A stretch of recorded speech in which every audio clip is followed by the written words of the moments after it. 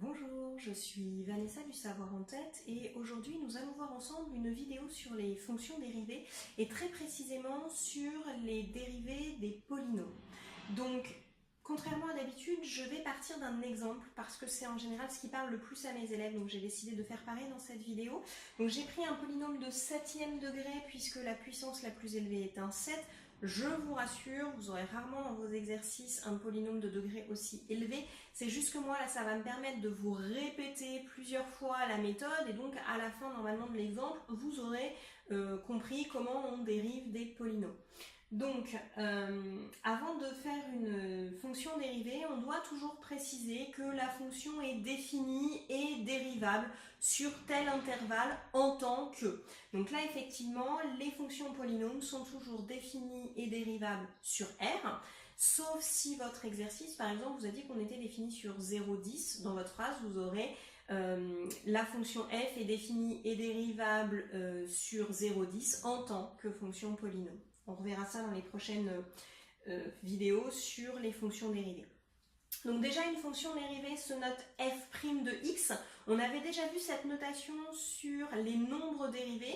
Vous avez sur la chaîne une vidéo qui est spécialement sur les nombres dérivés et les tangentes. Je vous la remets dans la barre d'infos.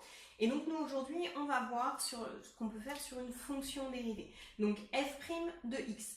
Donc je vais partir donc du 4x puissance 7. Donc le nombre qui est devant le x va toujours être recopié. Donc du coup, on va copier le 4, mettre le fois et on va faire tomber la puissance. C'est-à-dire qu'on va se retrouver avec 4 fois 7. Je vais recopier le x et je vais diminuer ma puissance de 1, donc 7 moins 1 égale 6. Je fais la même chose ensuite, donc je recopie le nombre qui est devant le x, je fais descendre ma puissance, donc ça me donne moins 2 fois 6, je copie mon x et je diminue la puissance de 1, donc je me retrouve avec un exposant 5. Je copie le plus 3, je fais tomber la puissance 5, je copie le x et je diminue la puissance de 1, ce qui me donne 3 fois 5x puissance 4. Je recopie le moins 6, je fais tomber l'exposant 4, je copie le x et je diminue la puissance de 1, j'arrive à un exposant 3. Vous commencez à comprendre pourquoi j'ai pris un polynôme d'aussi grand degré, ça vous permet de comprendre ce qui se passe au fur et à mesure. Je copie le plus 8, je fais tomber l'exposant 3, je copie le x et je diminue ma puissance de 1, j'obtiens un exposant 2.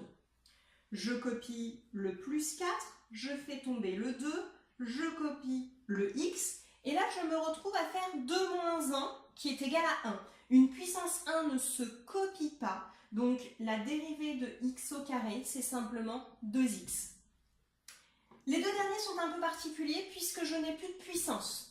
Donc la dérivée de x, c'est 1, donc je me retrouve avec 5 fois 1.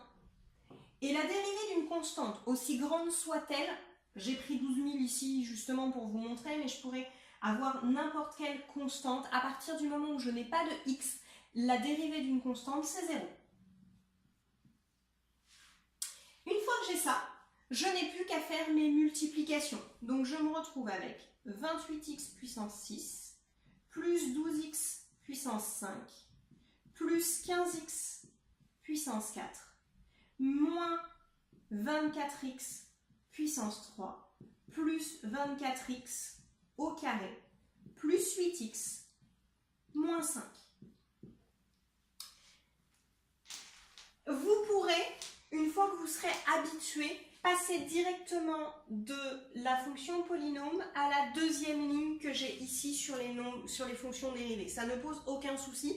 Moi, je vous ai décomposé les choses pour que vous compreniez bien, pardon. Donc, n'hésitez pas, dès que vous êtes à l'aise, à éliminer la ligne qui est ici, qui va vous prendre du temps. Je vous ai donné un exemple. Normalement, vous avez compris la grande méthodologie que je voulais vous transmettre dans cette vidéo. Mais en maths, on a toujours un cours, on a toujours des formules. Donc pour que vous compreniez le cours que votre professeur vous a donné, souvent il vous fait un petit résumé dans un ou deux tableaux. Je vous ai mis toutes les formules du cours que j'ai utilisées ici.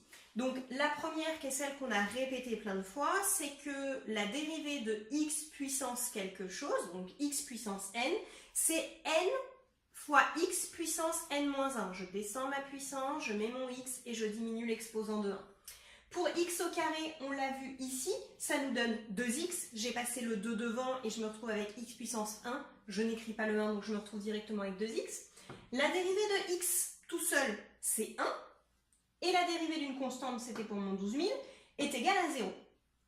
Si je cumule celle-ci, j'obtiens que la dérivée de ax plus b, donc d'une fonction affine, c'est ce qu'on avait ici, est égale à a, puisque le petit b va s'en aller, puisque c'est une constante, et le x, sa dérivée, c'est 1. Donc j'obtiens juste la dérivée qui est égale à a. K, u, sa dérivée, donc k c'est toujours une constante, c'est en fait ce qu'on a eu dès le départ. À chaque fois je vous ai dit, le nombre qui est devant le x, je le laisse. Donc effectivement, quand je fais la dérivée de 4x puissance 7, je laisse le k, donc le 4, et je dérive x puissance 7. Donc ça me dit que la dérivée de ku, c'est ku'. Et enfin, dernière chose, le u plus v, la dérivée de la somme, c'est u' plus v'. Et si je l'ai utilisé, parce que souvent mes élèves ne le voient pas, mais en fait j'ai pris ce morceau-là, je l'ai dérivé, plus ce morceau-là, je l'ai dérivé, plus ce morceau-là, je l'ai dérivé. Donc à chaque fois, j'ai bien pris les termes de ma suite séparément. C'est pour ça que la dérivée de u plus v, c'est u' plus v'. C'est tout ce que je voulais voir avec vous aujourd'hui dans cette vidéo. Si vous souhaitez, en plus de ces cours, des astuces, des conseils pour apprendre plus rapidement et retenir plus longtemps vos cours, mais aussi des conseils sur votre orientation, je vous invite à aller voir sur le site www.lesavoirentête.fr. Bonne journée!